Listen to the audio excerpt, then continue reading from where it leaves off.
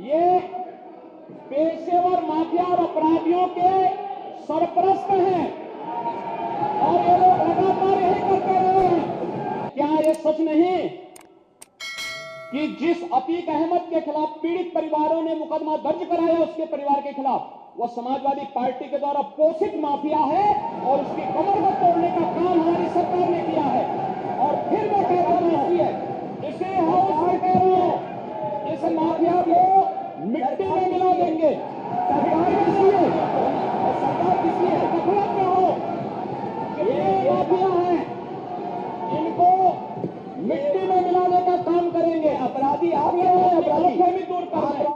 भाइयों, मैं आपको इस बात के लिए आश्वस्त करता हूं कि कोई माए के लाल बाल बांका नहीं कर सकता है। सुरक्षा की इतनी पुख्ता व्यवस्था हमने की है यूपी के अंदर। आज आप देखते होंगे बड़े बड़े दुर्दांत माफिया और अपराधी किस कदर उनकी दुर्गति हो रही है। आप देख रहे होंगे जिनके नाम से ही लोग कर्फ्यू जैसा माहौल होता था, आज उनकी दुर्गति क्या है, हर व्यक्ति देख रहा है। इन माफिया और अपराधियों की स्थिति क्या है, आप रोज सोशल मीडिया के प्लेटफॉर्म को उठा करके देखते होंगे। एक दुर्दांत माफिया ऐसा भी था, बहनों और भाइयों, जब वह समाजवादी पार्टी की सरकार के समय चलता था तो मुख्यमंत्री हो या मुख्य न्यायाधीश, इन सब के काफिले रुक जाते थे और माफिया का काफिला निकलता था। और जब हमने कार्रवाई की उस माफिया के खिलाफ और उसको रगड़ करके कोर्ट के सामने प्रस्तुत किया तो उसकी पैंट गीली हो गई थी, उसकी पैंट गीली हो गई थी। और तब हमने कहा था, उस समय उसको हमने कहा था, कानून को रौंदने वाले, आज कानून कितना बड़ा होता है यह एहसास हो रहा है कि नहीं हो रहा है। और निर्दोष लोगों को मारोगे तो मिट्टी भी नहीं मिल पाएगी।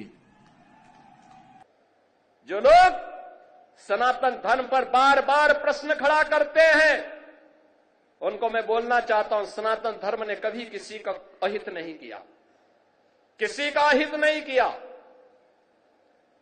सबको गले से लगाया।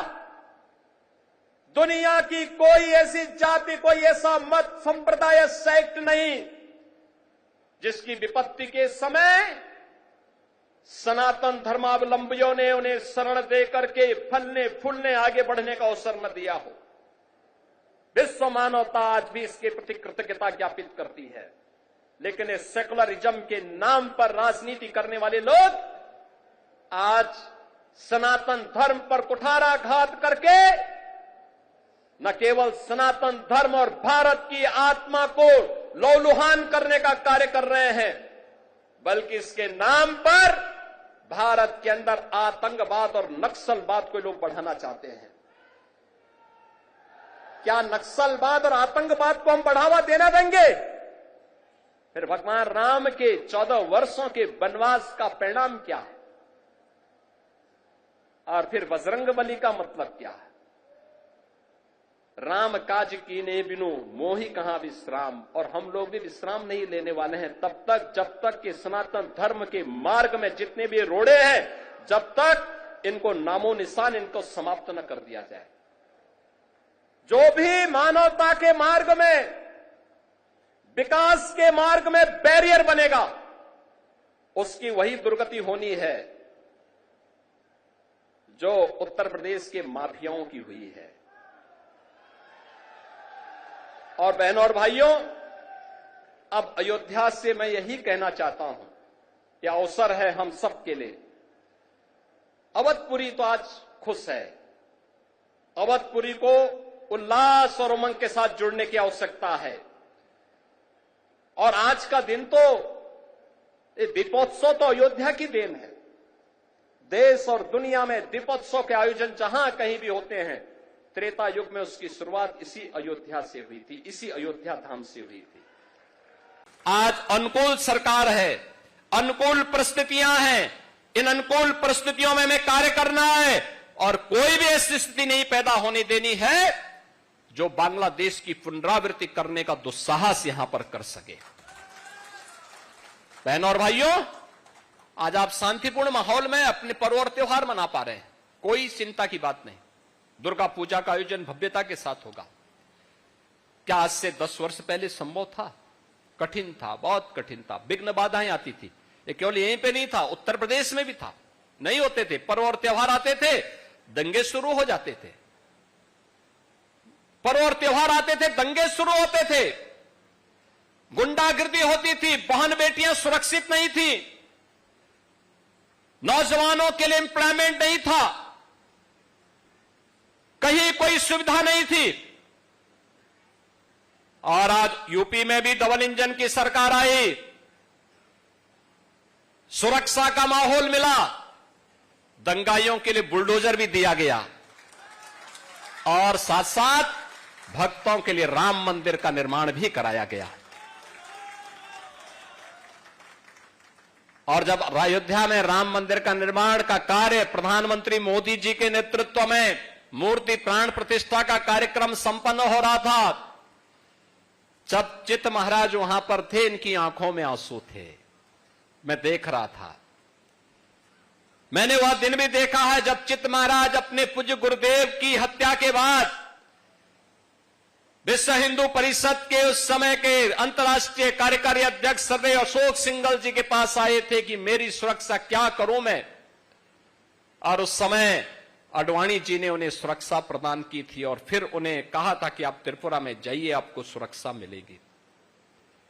और वहां जब अयोध्या में राम मंदिर के मूर्ति प्राण प्रतिष्ठा के कार्यक्रम समारोह में अतिथि के रूप में आए थे, उनके आंखों में आंसू इस बात को लेकर के थे क्योंकि अयोध्या में राम मंदिर का निर्माण हो, यह संकल्प शांति काली महाराज का भी संकल्प था। अपने गुरु के संकल्प को पूरा होते हुए देख करके उनकी आंखों में आंसू थे कि मेरे गुरु की आत्मा को शांति मिल रही होगी कि हमारा एक संकल्प पूरा हो रहा है। देख रहे हो, यहां पर भी निषाद राज की पौराणिक भूमि पर कब्जा और जगह जगह शहरों पर भी वक्फ के नाम पर कब्जे किए गए। अब तो हम प्रधानमंत्री जी के प्रति आभार व्यक्त करते हैं। देखा ना, वक्फ बोर्ड ने कैसा मनमानापन उस समय बयान दे रहे थे। जब हम कुंभ का आयोजन करने जा रहे थे, उस समय वो बयान दे रहे थे कि प्रयागराज में कुंभ की भूमि भी वक्फ की भूमि है। अबे हमने कहा ये बोर्ड क्या भूमाफिया बोर्ड हो गया क्या? भूमाफिया प्रदेश में नहीं चल सकते। माफियाओं को तो हम पहले ही विदा करा चुके हैं प्रदेश से। अब उत्तर प्रदेश में माफियागिरी नहीं चलेगी। बहनों और भाइयों, हमें इस बात को याद रखना होगा कि सनातन धर्म के कारण ही हमारा वजूद है, हमारा अस्तित्व है। हम सब कुछ स्वीकार करेंगे, लेकिन अपने देश और अपने धर्म के खिलाफ कुछ भी स्वीकार नहीं करेंगे। यह हमारा संकल्प होना चाहिए। श्री राम जन्मभूमि, श्री हनुमानगढ़ी, हमारे पूज्य संतों के आश्रम, हमारे मठ मंदिर, हमारे पूज्य संतजन, इस सनातन धर्म के स्तंभ हैं, सनातन धर्म के आधार हैं। इनका सम्मान होना चाहिए। इनकी गरिमा और इनके गौरव के विरुद्ध कोई भी आचरण स्वीकार्य नहीं होना चाहिए। और इसीलिए डबल इंजन की भारतीय जनता पार्टी की सरकार पूरे देश के अंदर विकास को विरासत के साथ जोड़ करके कार्य कर रही है। विरासत जो भगवान राम की है, विरासत जो भगवान श्री कृष्ण की है, विरासत जो बाबा विश्वनाथ की है, विरासत जो हमारे पूज्य संतों की है, और विरासत की उसी व्यवस्था को आगे बढ़ाने के लिए आज आप देखते होंगे अब हम लोगों ने अयोध्या के साथ साथ विंध्यवासिनी धाम में भी काम प्रारंभ किया। वहां भी एक भव्य कॉरिडोर दे दिया है। प्रयागराज में भव्य और दिव्य कुंभ आपने देखा होगा, कितना भव्य और दिव्य कुंभ हुआ था। सनातन धर्म का आयोजन इतनी भव्यता के साथ होगा और दुनिया की कोई माई का लाल उस आयोजन में विघ्न बाधा नहीं डाल पाएगी। यह भी हमारा संकल्प था। पूज्य संतों के आशीर्वाद से कार्यक्रम पूरी भव्यता के साथ आयोजन संपन्न हुआ। वो भाग नहीं पाएगा। एक जगह से सब कुछ वहीं से उसको पता ही नहीं लगेगा, लेकिन अगले चौराहे पर इससे पहले कि कुछ हो तब तक राम नाम सत्य है की बात सामने आ जाएगी। अब ये समझ में आ रहा है कि अगर हम बटे नहीं होते ना तो न राम मंदिर टूटता, न जन्मभूमि कृष्ण जन्मभूमि पर कोई दूसरा गुलामी का ढांचा खड़ा होता, और नहीं देश को गुलाम होना पड़ता, कभी नहीं होता। और ये मजबूत और सुदृढ़ सरकार लाइए जो कल तक राम मंदिर का विरोध कर रहे थे, कृष्ण जन्मभूमि का विरोध कर रहे थे, यही लोग सड़कों पर हरे रामा हरे कृष्णा का भजन गाते हुए दिखाई देंगे। बहनों और भाइयों, मैं आप सबको यही कहने के लिए आ जाया हूं, आपके बगल में तो उत्तर प्रदेश है, यमुना के इस पार, और आज से 7-7.5 वर्ष से पहले क्या स्थिति थी उत्तर प्रदेश की? गुंडागर्दी चरम पर थी, हर तीसरे दिन दंगा होता था, बड़े बड़े दंगे होते थे, महीनों महीनों कर्फ्यू लगा रहता था, न बेटी सुरक्षित थी न व्यापारी सुरक्षित था। अन्नदाता किसान की फसल खड़ी होते ही कोई दूसरा काट के लेके चला जाता था। पलायन हो रहा था यूपी से, और 7.5 वर्ष में कोई दंगा नहीं हुआ। आपने देखा होगा यूपी के अंदर दंगा बंद। और बहनों भाइयों, यूपी का दंगा बंद, दंगाई या तो जेल के अंदर है या जहन्नुम की यात्रा में जा चुके हैं। बाकी दूसरा कुछ भी नहीं है। ये तभी हो सकता है जब डबल इंजन की सरकार मजबूती के साथ चले। हरियाणा में पिछले 10 वर्ष में डबल इंजन सरकार ने विकास किया है,